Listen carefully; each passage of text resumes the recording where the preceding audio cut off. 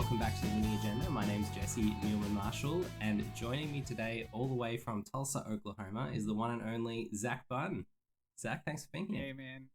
So happy to be here. Thanks for having me on and excited to chat. Awesome. So Zach, for those of you who don't know, which wouldn't be many of you, is one of the Team Covenant team, one of the, I would say, premier tabletop board gaming organizations as far as bringing people into tabletop games and helping them to enjoy them goes. So Zach, thank you for all that you and Stephen and the team have done over the time, because I know that a long way back when I first started with Android Netrunner, it was actually you guys sitting down and going through the data packs card by card. That was one of the things that kind of hooked me on the game. So thanks for all that you've done in that regard. That's awesome. Thank you for saying such nice things about us. Definitely been a long journey. It's crazy. That was almost a decade ago. Yeah, we were talking about that just the other day. And just honestly happy to be here. And it's been amazing to see tabletop, especially card games, over the past 10, 15 years and how they've evolved and changed. And so FaB obviously being one of those, but excited just to be here and be talking with a longtime friend. Awesome. So Zach, you and I did a little bit of sort of informal playtesting before Pro Tour 1, and that was a really fun experience over at that Pro Tour in New Jersey.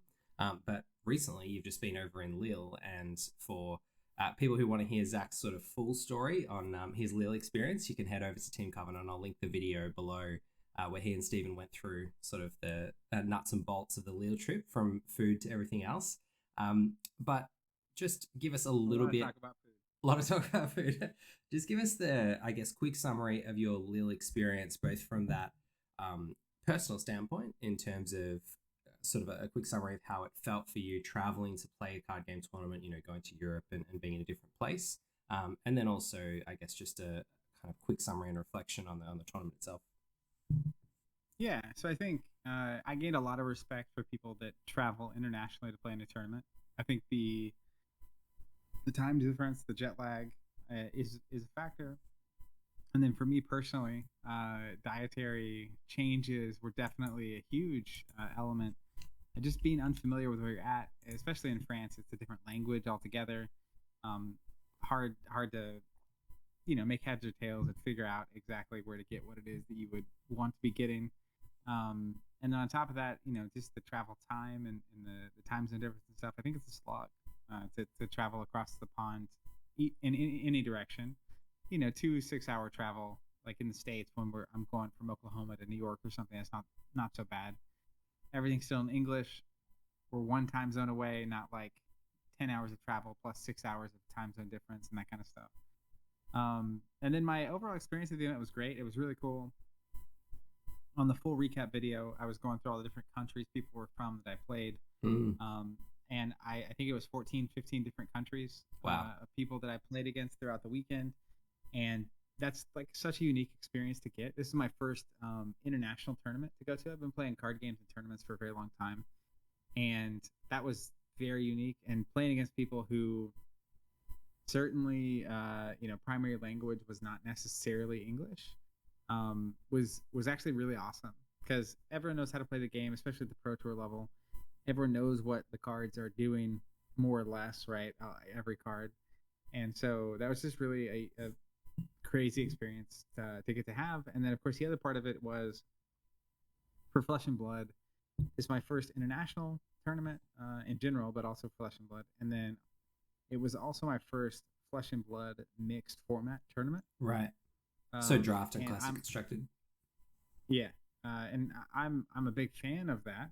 I guess technically I played in the battle hardened that I won last year was sealed into draft, but that kind of feels, it's both limited, so it kind of feels the same set, same ish format. But anyways, mixed format was really macro level. I really enjoyed it. Micro level, the uprising format is very tough.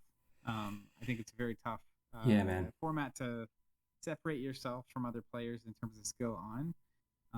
And at Pro Tour, everyone's at a pretty high level. So I think that was just tough. That's probably something that I want to pick your brains on a little bit more, because we're coming into a mixed format national season as well. Let's park that for now. We'll come back to the rest of your Lille experience. But yeah, I definitely want to talk through Uprising Draft a bit more detail.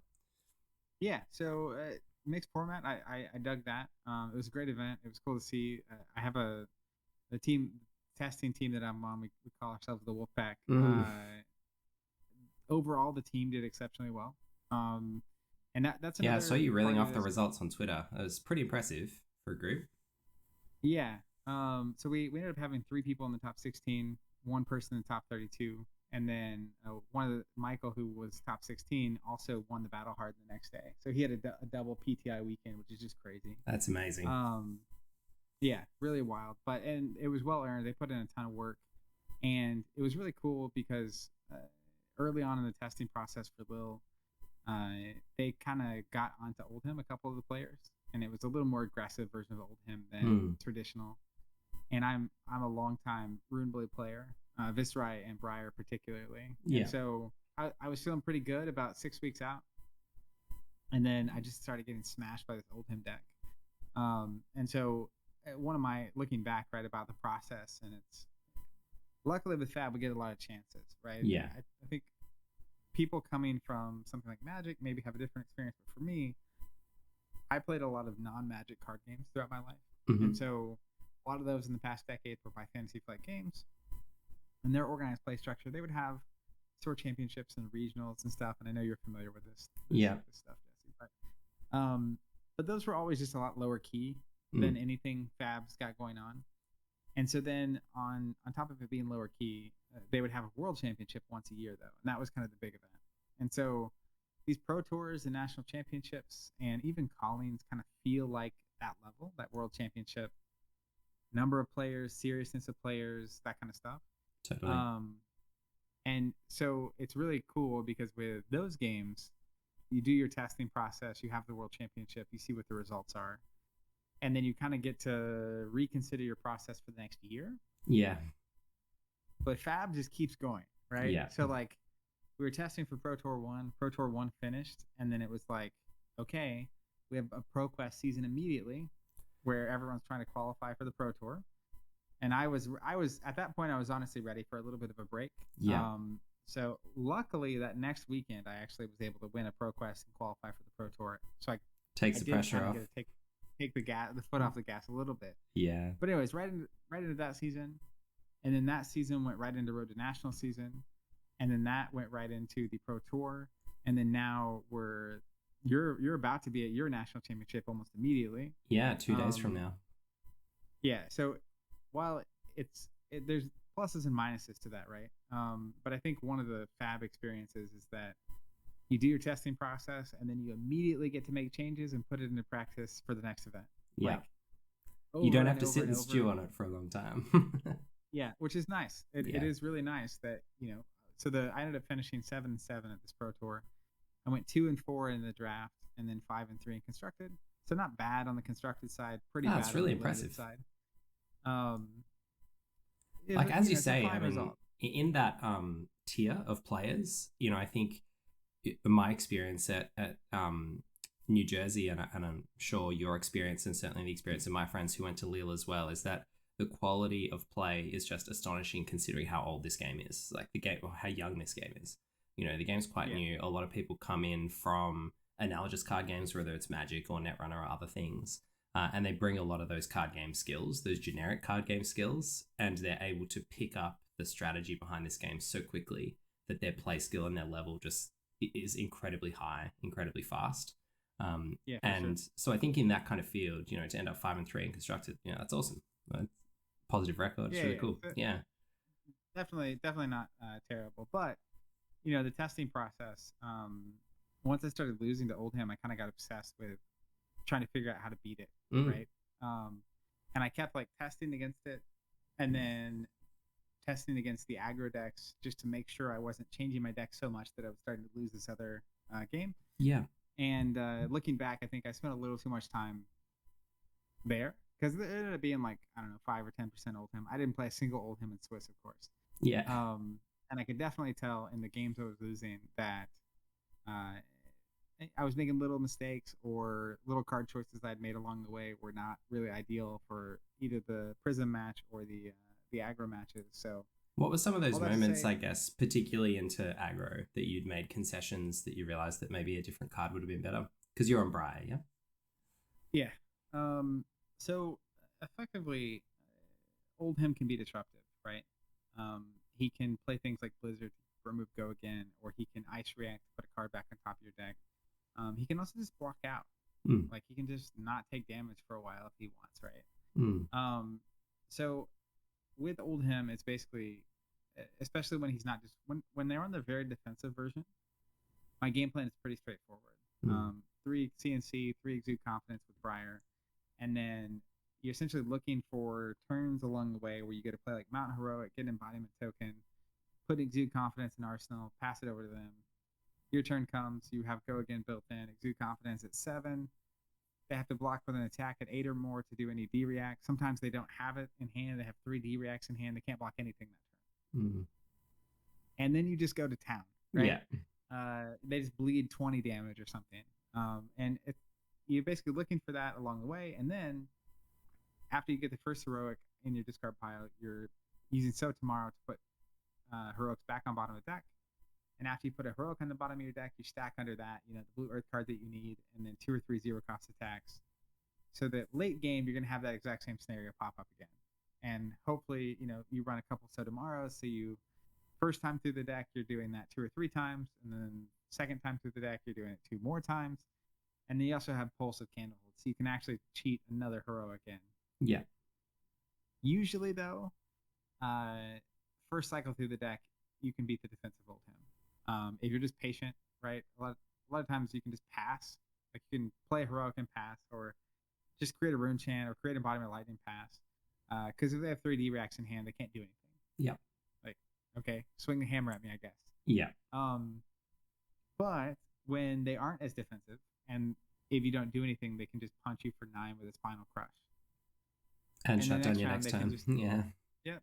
In the next round, they can just play Chokeslam. Chokeslam's a really annoying card against Briar. It's if 4 or more damage is dealt, your attacks can't gain. Yeah, can't gain attack value. So Nimblism is shut off, Bramble Spark is shut off, Short Channel Heroic is shut off, of course. You got to block it. It's particularly annoying because they pitch 2 blues to play it. They have 1 card left, 2 resources floating. They're like, oh, pummel. So then not only did they get the hit effect, but now you're down a card and you took the damage. It's really, really bad. So that puts a little more onus on Briar to keep the pressure going.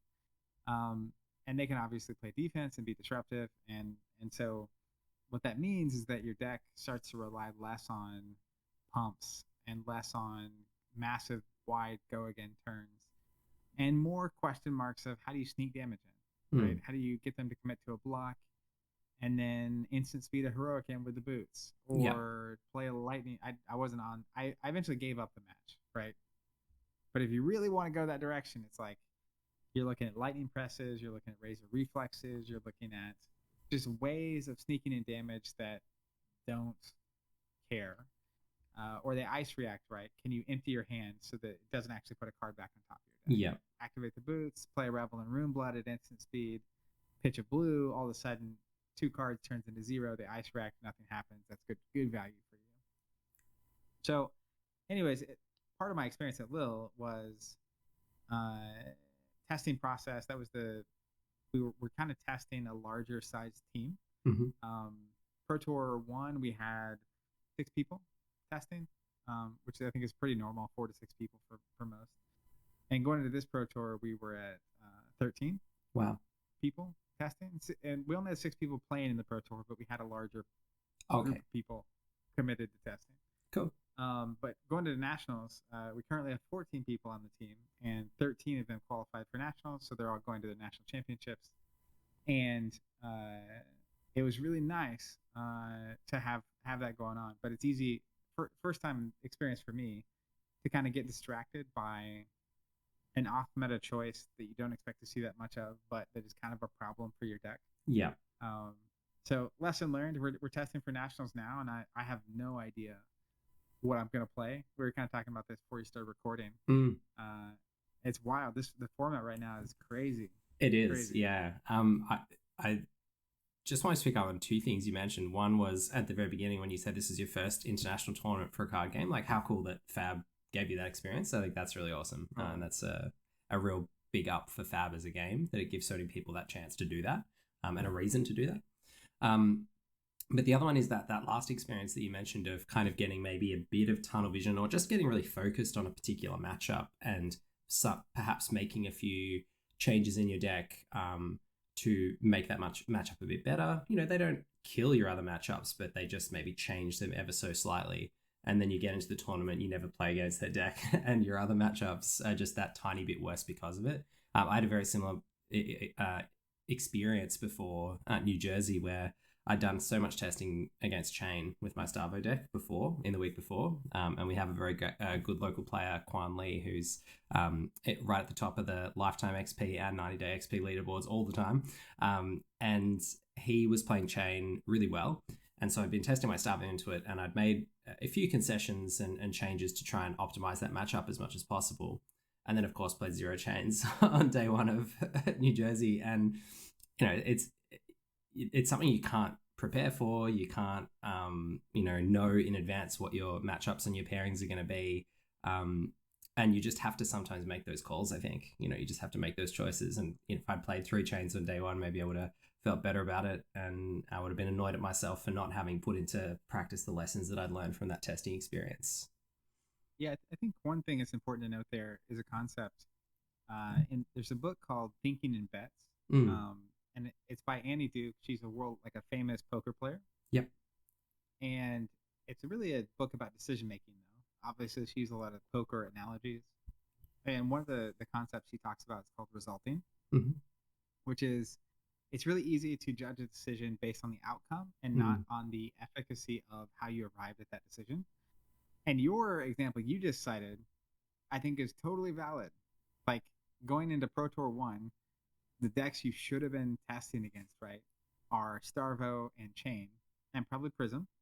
And that's about it. Like, that was the cream of the crop. That was the expected. So if you're going to spend time anywhere, I think that's a good decision. Even though it didn't pan out for you, I still think that's it's easy to do that. I think it's important. Like, it could have been at the same tournament that I played 3 Oldhams, and I felt really good about the fact that I had so much experience playing into Oldham, but it wasn't. And so you can't really judge your decision making based on the outcome. But you look at the hero representation at Pro Tour 2, and were it me, unless you're very comfortable with the match already and very good at it, and you're just cruising, you look at it and Prism was 20% of the field, so 20% of your reps probably should have been into Prism. Yeah. In terms of testing, like, makes sense. Or if you depends on how you want to look at it. But if 50% of the field was Viserai, Briar, and Fi, if 80% of your time went to those 3 matchups, that's probably pretty smart, right? But when Oldham is 5 to 10%, that shouldn't take up half your testing time. Yeah, sure. And that's said, that's hard to know in advance. That's the hard thing, isn't it? Yeah. I mean, you can go off previous tournaments and you can try and estimate it that way, but then, Pro Tour is always going to be a bit different as well. Well, and this is one of the things that's really interesting, though. So I initially was like, man, I spent too much time on Oldham. That was my first inclination. But at the same time, we had 2 Oldham players going into the last round that if they win, they make top 8. And unfortunately, they both got paired against Prism, which is just a bad match, right? And there were tons of Briars up there, and they played against a ton of Briars and Viserais throughout the tournament. And in testing, they got to play against a lot of Briar and Viserais because I was playing that match over and over again. Yeah. And so, one of the upsides of being on a team is that the results aren't just individual. Yeah. Anymore. And so there's part of me too that looks at it and just understands that it was good that someone was giving them all that time on the matches they needed. It probably needed to happen anyway.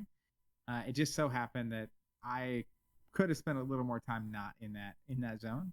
But regardless, obviously you can't hate the result as a team. It went very well for us in general. And perhaps that's also something that I've found in team testing for FaB. Perhaps it's because of other card game experiences, or just the fact that mirror matches can be quite can seem conceptually to be quite samey. But if you think a deck is good, you should probably spend a decent chunk of your time playing the mirror. And that's something that I probably underplay a bit. Like, I did play Starvo mirrors, but I didn't play enough Starvo mirrors in the lead up to New Jersey. And I think in the lead up to Nats at the moment, I've been spending a lot of time figuring out in this wide open format, which we'll come to more in a minute, what the top 4 or so contenders are. And so in the limited testing time that I've had, I've been trying different matchups of them against each other, but not so much against themselves. And I think, for example, we've kind of, I think, settled for our nationals that a few of us are probably going to play Viserai. We should be playing Viserai mirrors as much as anything else, but I don't think we have been for the last few days. So what are your thoughts on mirror matches in testing?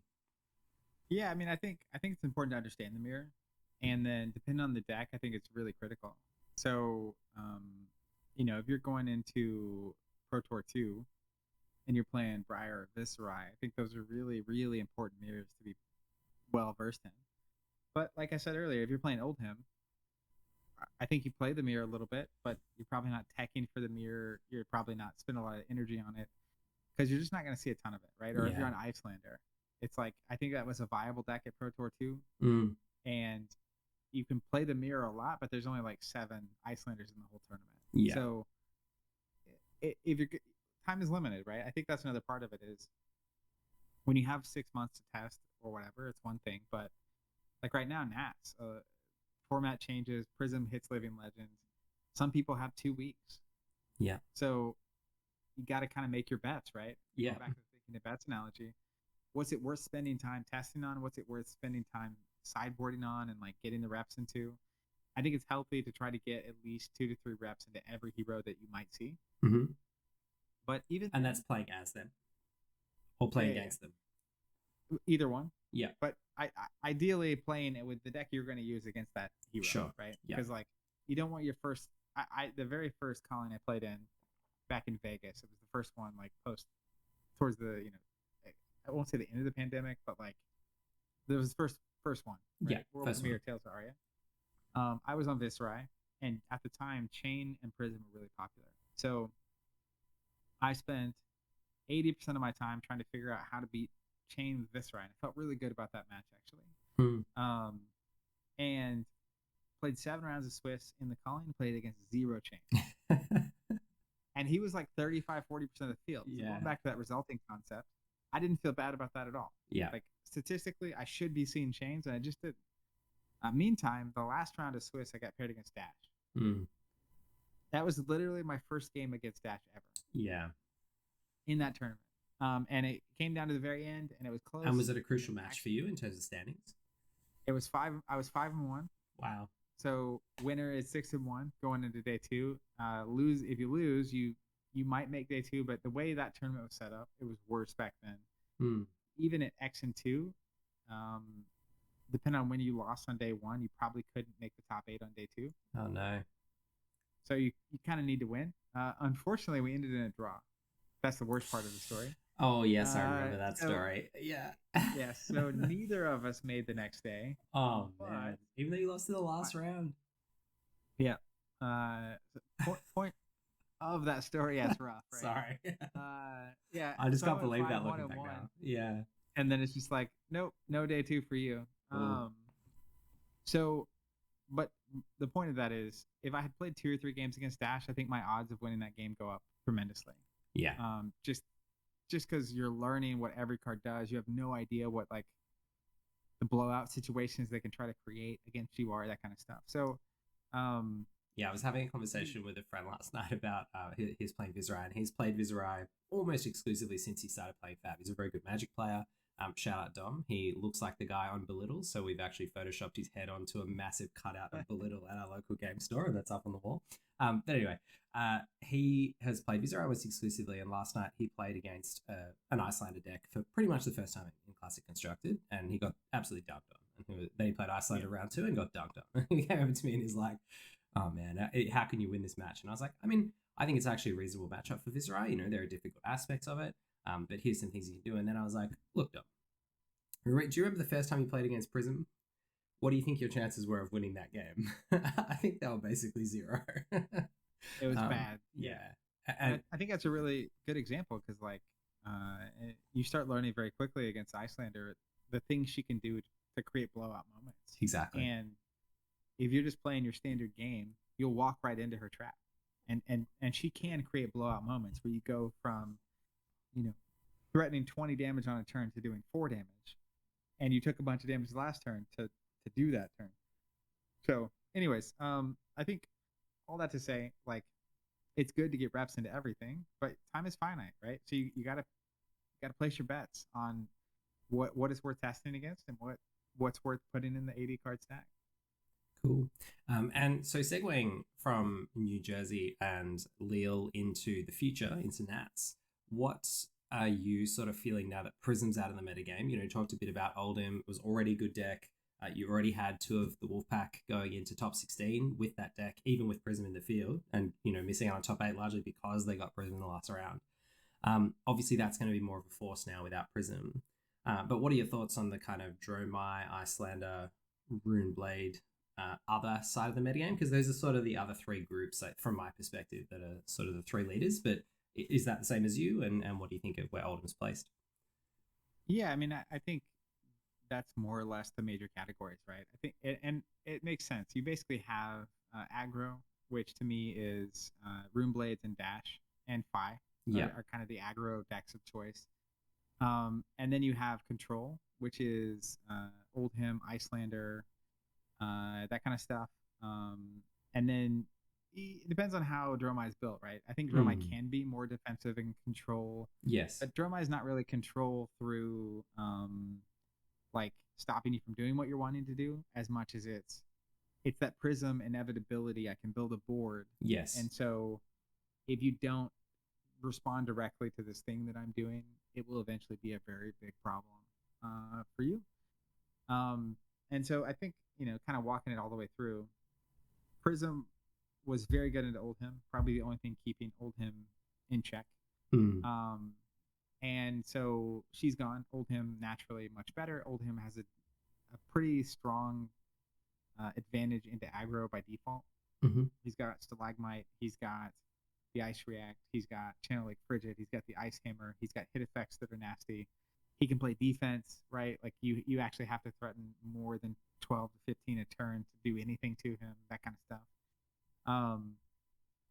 But I think going into Pro Tour 2, he was a particularly good choice because Prism was around, but the aggro decks are super prevalent. So if you can dodge Prism for a little bit, I was shocked any made the top 8, honestly. Like with the amount of Briar, Viserai, and Fi in the tournament, any Prisms, and I think there were 2 in like 9th and 10th. Like they were all around. They were everywhere. Obviously, they won the win-ins against the Oldhim people. Oldhams, yeah. Yeah. And so there was a lot of Prism there, but I was surprised that Prism did as well as she did. But she's gone. So then you go back to Oldhim, and it's like, well, part of what made him good is that all the aggro decks assumed that Prism was keeping him out. And so they weren't really, like, if you just played a standard Briar stack or a standard Viserai stack into an Oldhim who had been testing, it's kind of a big advantage for Oldhim. Yeah. But Prism's gone. So I think a lot of decks, sideboard slots open up. You don't need as many 6s. Yeah. Dromai, obviously, the 6s are relevant, but not as relevant because things that you can blow up with a 6, you can just attack on your turn. Yes. Sort of a thing. And still continue with your turn.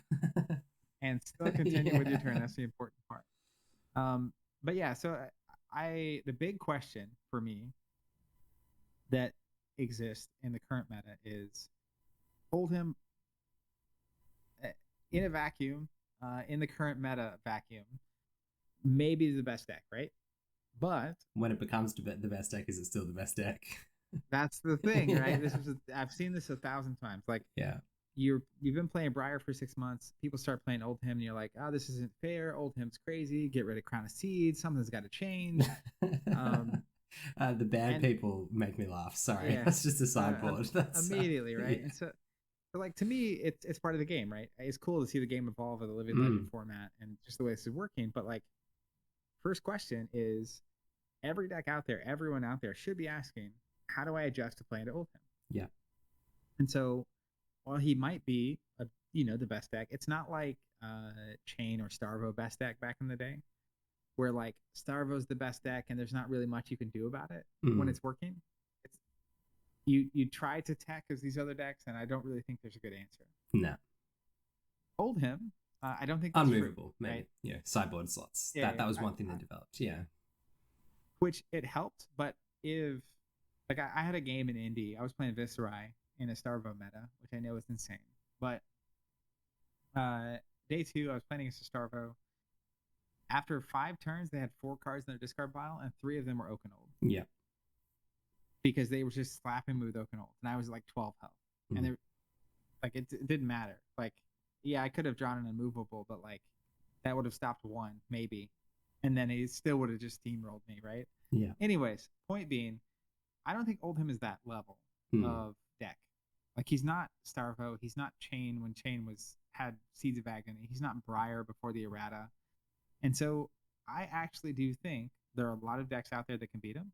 I think it includes Icelander and Dromai, and I also think that every other deck in the game can adjust to him.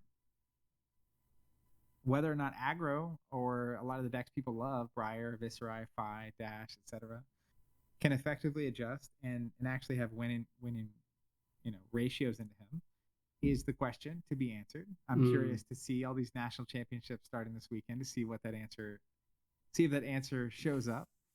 But all it takes is it being very clear that 1 or 2 decks are kind of on top of him for the whole meta to evolve again. Yeah. Because then it won't be what beats Oldhim. It'll be, well, what beats you name it, Dromai or whatever it is. And then the aggro decks are good again because Fi and Briar are very good against Dromai, for example, whatever. Yeah. And then all of a sudden, people Oldhim's start asking back what's in. good against Dromai, and it's like, oh, Oldhim's back, right? Because all the decks that we're tweaking to beat him, and that's a meta. That's it's alive. We're about to have a month of national championships.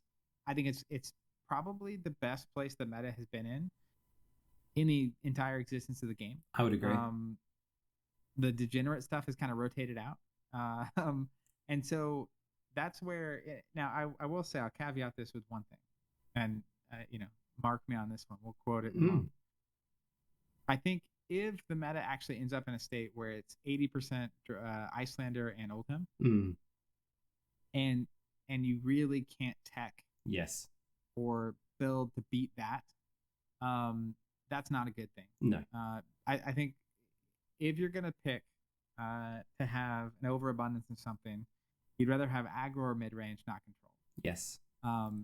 Because people showing up to an event and just all day slogging through ice heroes and not getting to do what their deck is designed to do is not very fun or rewarding for most people.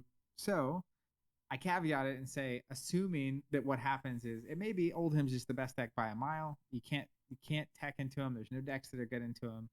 He's 80% of the meta, and we're in an Oldhim Ice Age. I would be miserable. Yeah. I would be totally miserable in that, right? I don't think that's true. I think people are out there putting in the work right now. There's some people, the FaB Twitter is a wonderful place. FaB TCG hashtag. There are certainly some thoughts out there. Yeah. I love the energy in that space. I love the community in that space. But I will say there's some loud voices there that are immediately pivoting to like, oh, this is horrible. And I think that a lot of really good players are out there doing the work. Yeah. And they're figuring out how do we beat these things that are supposed to be horrible. And it's not going to take long. If those things are beatable, I think we might be in a meta that kind of constantly shifts, has a lot of options, has a lot of heroes that are playable, and is kind of, like, how do you actually build a deck that is good into Oldhim, Icelander, Dromai, Briar, Viserai, Dash, Fi, go down the list? I don't know if it's possible. So you got to kind of pick and choose, right? And then the other thing I'll say about all that, on top of it, at national championships and the world championships, it's mixed format. Yeah. So that was another thing that I think makes Oldhim a pretty solid choice in the previous Pro Tour is you only have 8 rounds of constructed. Mm. So he has a bad match into Prism, but in our testing, he was really good in the aggro decks, like super good. So it's like, well, if the aggro decks beat out the Prism decks, and then that's all that's left, you'll be feeling pretty good. And plus, the first 3 rounds of the tournament are draft, so we're gonna have really weird decks in the middle of the tournament showing up, and it's not gonna be the standard math. So even if we are in an Ice Age, it's less bad when the major tournaments aren't 100% constructed. Yeah, so let's touch on mixed format quickly.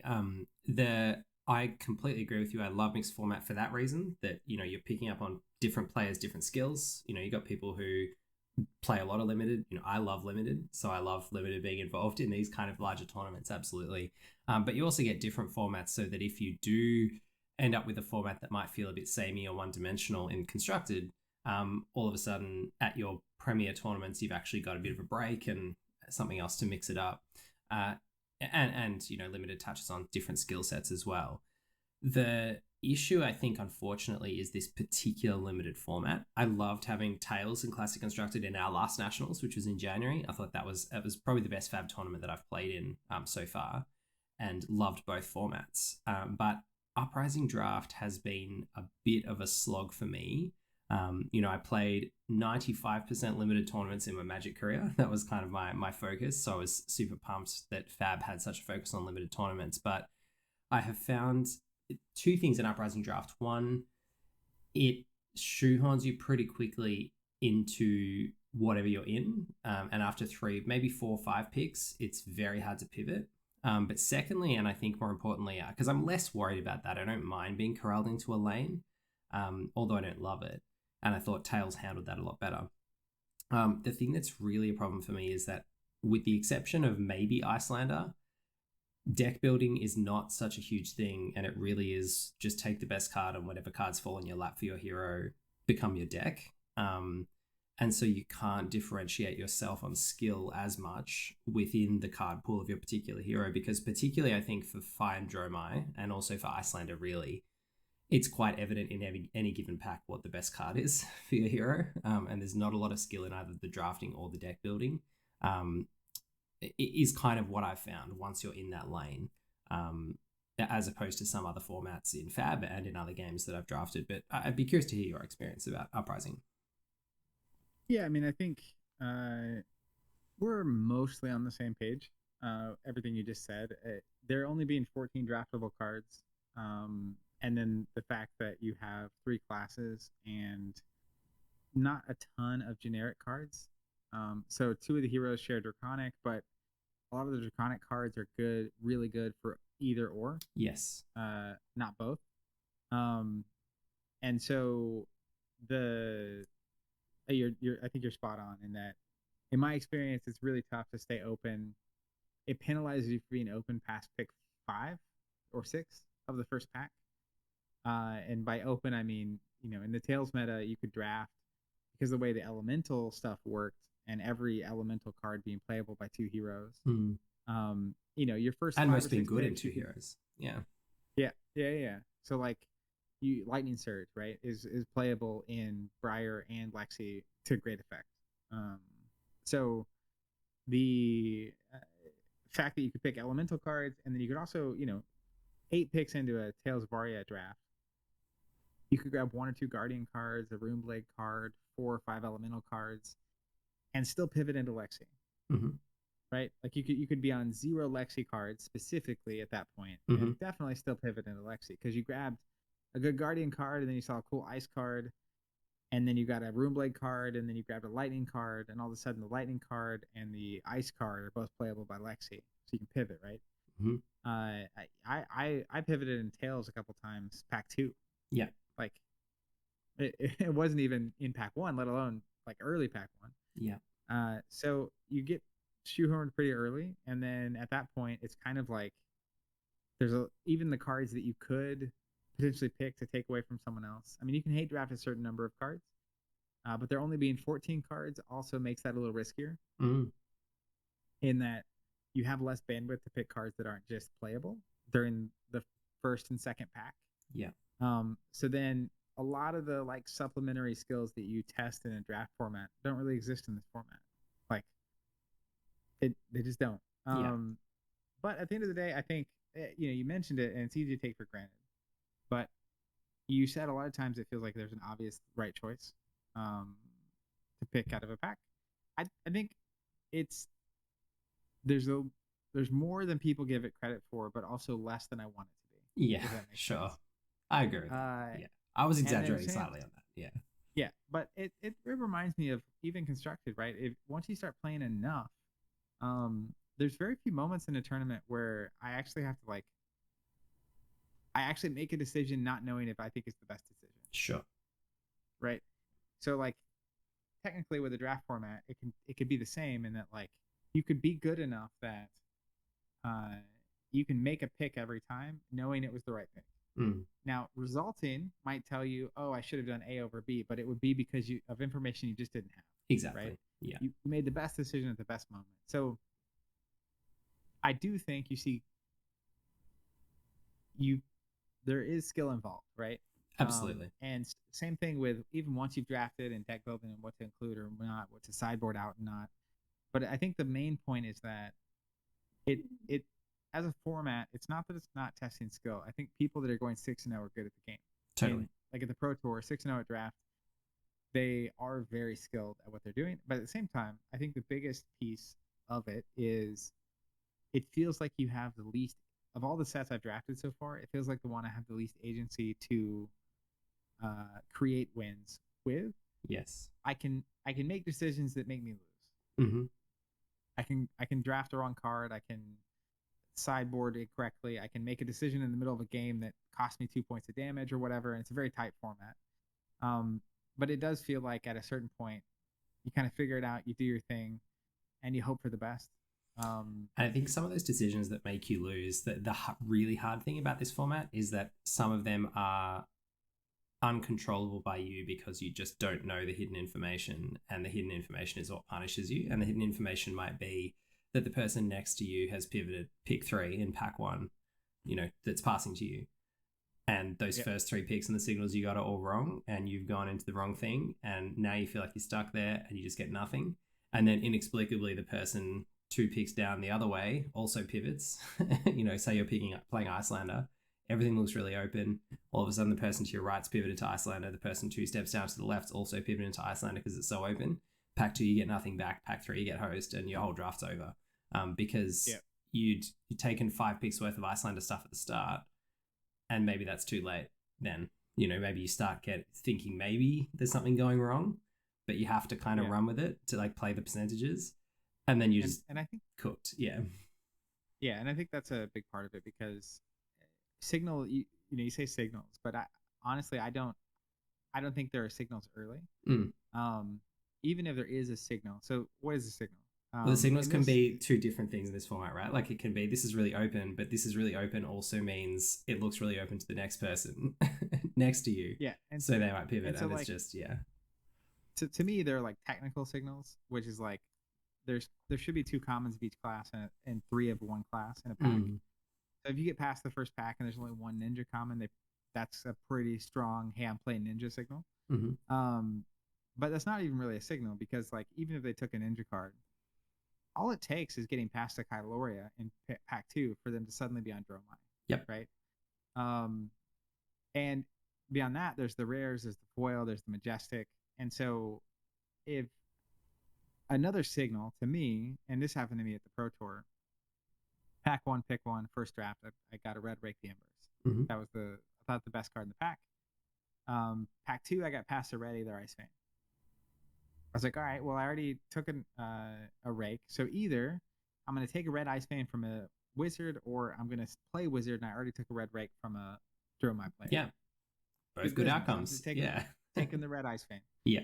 Pack 3, I got past the red Aether Ice Vein. So I'm sitting here thinking, there's not a wizard to my right? This isn't a signal that the commons were taken or not taken. This is just literally, I think, one of the best wizard cards in the set. If you're not taking this, what in the world are you taking? I think it's that and Blue Aether Hail. They're the 2 best commons, I think, for wizard. It's super, super strong. Yeah. And as it turned out, the other wizard player at the table was completely opposite me. So I ended up playing against him round 1. But those are signals, right? And so the thing about this draft format that's so penalizing is if you can't pivot past pick 6, Mm-hmm. a lot of times you're not even getting good signals until pick 9 or 10. Mm. Like As to what's wheeling. Yeah, what's actually wheeling, and or like that's one of the biggest signals in the typical draft format. Is Yes. Pick 9. Yeah. Is what is left, because you know what was taken. Totally. And so that doesn't mean that just because they took a wizard card doesn't mean they're going to end up on wizard.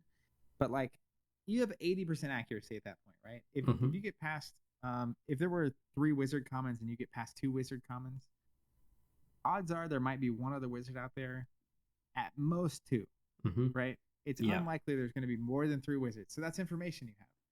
But in this format, by the time you get that signal, it doesn't matter.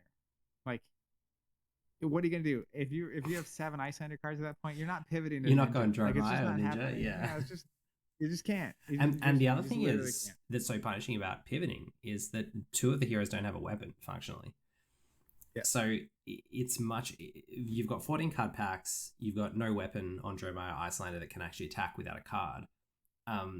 So if you do pivot into Dromai towards the end of pack 1, there's a significant risk you're either going to be playing Phoenix Flames and have them be really bad, or be playing baubles. And just not have the gas to finish the game because you haven't got a weapon. Yeah, and there are interesting layers to the format because, as you mentioned, the Ninja has the weapon. Yeah. The Ninja also has access to 3 Phoenix Flame that in Ninja is traditionally better than it is for Illusionist. So they have a little more agency in terms of they can really draft 27 cards they want to play and probably still have a playable deck. Icelander doesn't have that benefit. Dromai does not want to be on that necessarily. And so you have that knowledge. And I think generically the floor on FaB is higher. Yes. Like the floor is higher and the ceiling's lower. Yes. Yeah. On FaB in the draft format. But it's also the kind of thing where like most draft pools can support 3 or 4 FaBs. And if there are 5 FaBs, yeah, you might have a bad deck, but so do 4 other FaB players. Yeah. So statistically, you're also likely to see them. And so you're not just like out, right? So that kind of pushes people towards FaB. But at the same time, it's like if you go Dromai or Icelander, too many people are drafting it, you're cooked. Yeah. Just so you just don't have a deck that works. So bad. Yeah, it's so bad. So yeah, it's an interesting risk reward dynamic there, right? And that then creates its own metagame. Yeah. And there are signals, and I think the toughest thing missing is by the time you're getting those mid-pack actual signals, it's too late for you to really pivot. And I think that's created by 2 things. There's not 15 cards in every pack.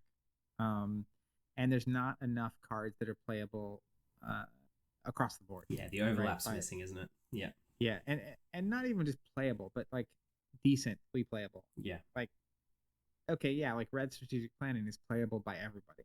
But like, I don't really know that you want that in your deck. I mean, I think the only person that maybe wants it realistically is Dromai. It's a red go again card that probably gets you a dragon back. Yeah. Like playable. In a pinch. It is playable. You don't want to be there, but like if you're FaB, that's not the card you want at all. Like it's unbelievably how bad that is.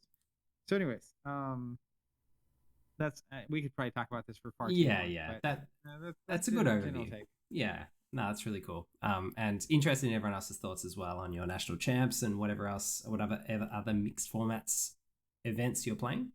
Before we finish up, just wanted to quickly touch on Sorcery TCG for a couple of minutes because I've just been doing some of the play testing. Shout out to the Sorcery team over at the Sorcery Kickstarter, which I'll also link in the description of the video.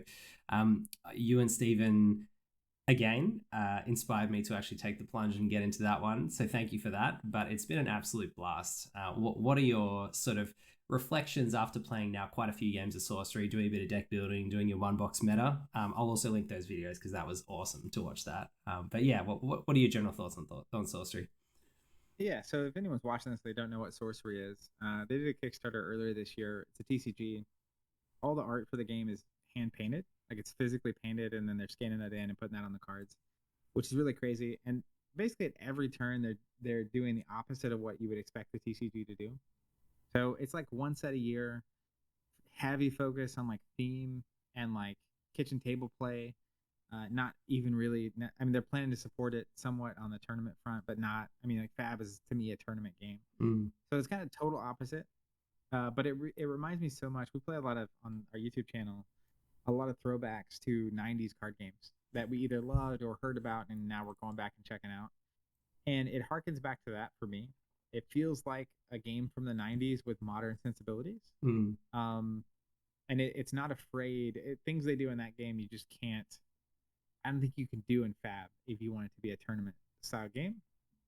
Which, if you're playing FaB and you're looking for something that is a totally different pace and like super fun and a very different vibe, that game is just on the money. I think that is a exceptionally unique game in the space. And one of the interesting things about it is the physical placement of the sites across the board, and you're moving your minions, so it's kind of almost got that RPG element as well as a card game. But the hand painted art is definitely a draw card as well in terms of just how the game looks. It's beautiful once you've got those sites laid out and you're kind of creating your own landscape. And I will say, like, the cards look good, I think, when you're watching them on video, but there is something you can tell when you're holding a hand-painted piece of art. So a game during the pandemic that we threw back to quite a number of times is the Middle-earth CCG from the 90s. And the vast majority of the art in that game was from hand-painted art. And so it's got a similar, there's just like a weight to it that isn't felt as much when you're just doing purely digital art. And it's really cool too that from an art direction perspective, they gave very little notes to the artist, and it was basically just like, high fantasy. Here's some other art that we've done, but like do it in the style you want. And it kind of works because like FaB has a lot of similar. All the art is a similar style. It all kind of fits into the same universe. And again, Sorcery doing the opposite at every turn. It just gives it a very unique feel, and it's a really cool game. And like I applaud Eric and his team at Eric's Curiosa for taking the risk on a game like that. If you did surveys of players and were like, what kind of game do people want, this would not have been the answer. Like it's not what people would have thought they wanted, and then you see it. And once you see it, it's like, oh, I didn't understand that this was a thing that could exist, and I'm super excited about it. Yeah, well, that's awesome. And if people want to check out Sorcery, one thing you can do is check out Zach and Steven's Learn to Play videos over at Team Covenant. You can check out their One Box Meta videos. And you guys are doing subscriptions as well for the second set onwards. So the Kickstarter set's getting shipped hopefully in November. Then they're doing like a reprint of the Kickstarter set for people who want to get those base cards. And then the first expansion will come out sometime next year, Arthurian Legends. And you guys will be shipping that to people, which will be great.